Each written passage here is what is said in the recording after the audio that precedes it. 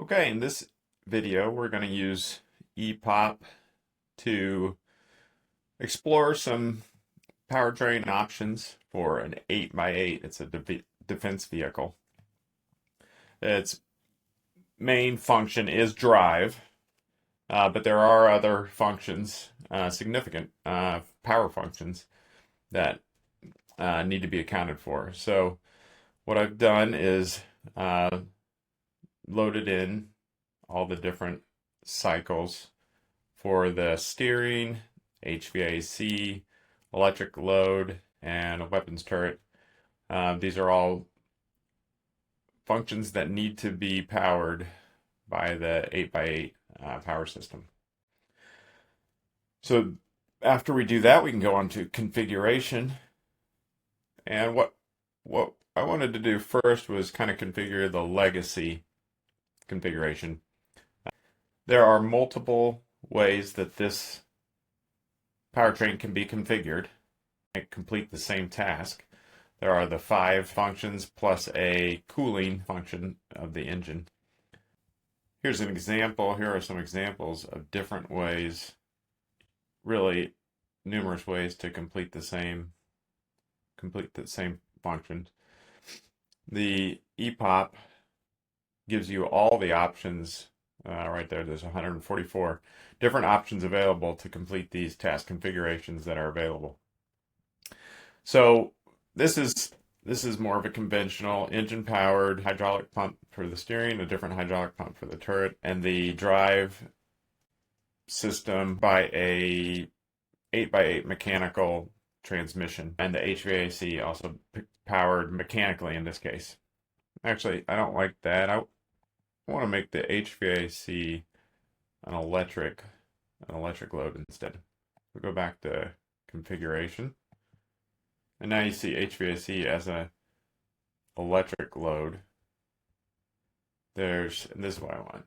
Transmission drive for the drive function, the same hydraulic pump for the 2 hydraulic loads, and then electric load, and the HVAC, in this case, I'm going to make electric.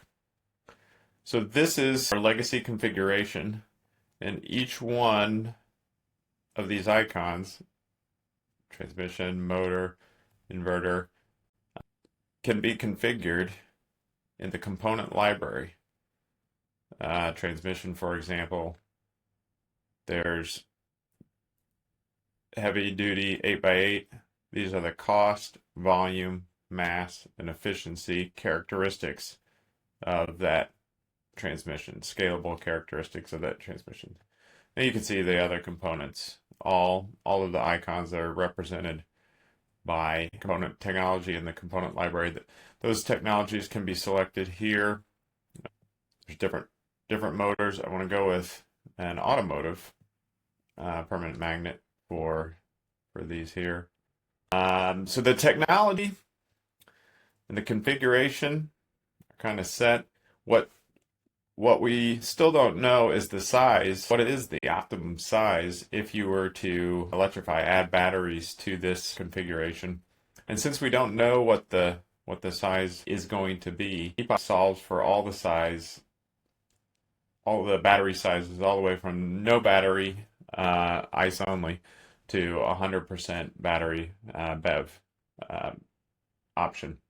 What we're looking at here in this case is volume, which is a KPI that you may want to be optimizing. Very important on defense vehicles. But there's others. Here's mass of all this system. Cost, there's initial cost, but then total cost is always an important factor. So what you're actually seeing 2 lines.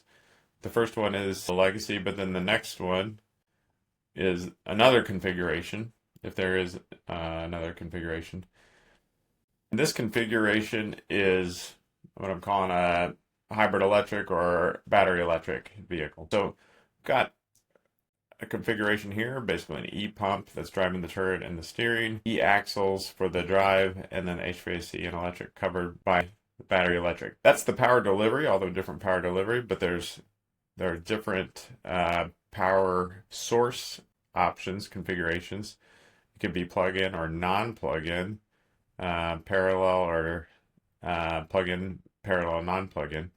We're going to leave this as it's going to be series plug-in option. And that's what represents the two line. One is the BEV, HEV, and then the other is the legacy. So this is the total cost, what we're looking at right now. But we want to start by the customer really doesn't know what the trade-offs between a legacy and an electrified version of this 8x8 is. This is a new technology. They know there's some configuration advantages by moving to e-axles, but once you add in the power electronics and generators to power the e-axles, what's the net positive, negative of doing so, and which technology should they use? So ePOP offers basically answers to those questions live in front of you. So let's move on to the results. Let's start with volume here, because volume is always an issue. This is the legacy. No batteries in the legacy vehicle. And then our configuration for the BEV, this is 100% battery. There's a significant volume difference, basically going from 500 liters over to 1500 liters. So 3 times the volume is the impact on the powertrain by going to 100% battery powered. How is that made up? Well, that you can see that here. Here's the legacy powertrain. You save on transmission, but take a big hit for batteries. You are able to downsize the engine and save on fuel, but there's the net waterfall from the legacy up to a battery only. But what if you go from battery only to make it a hybrid? So looks like this is an interesting point down here at 15% of the battery size. We're actually able to save volume. You see here now you saw how that updated live. Basically, what you add in battery, you're able to take away in ICE size and fuel savings.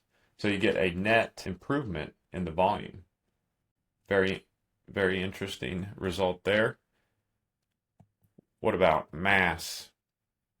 Yeah, very similar, even more pronounced mass savings with just a 69 kilowatt hour battery pack versus what would a full be? A 424 kilowatt hour pack. So a huge difference in the battery pack actually produces very significant mass savings. So not only do the e-axles provide some flexibility in how you arrange it, on net when you take it at a system level, and you can see you're able to save on the mechanical transmission in this case. You add batteries, but then you're able to save on ICE, and that saving on the ICE size actually gets you to a net mass savings for the powertrain. Now you may want to look at it this way. There's other ways you want to look at it. So this is the pie chart breakdown of the legacy versus the electrified, in this case hybrid. If you want to go from the hybrid to where you're actually achieving the same or nearly the same mass, you could bring it to that point and see where you're almost to the same point. Yeah, where the mass is the same.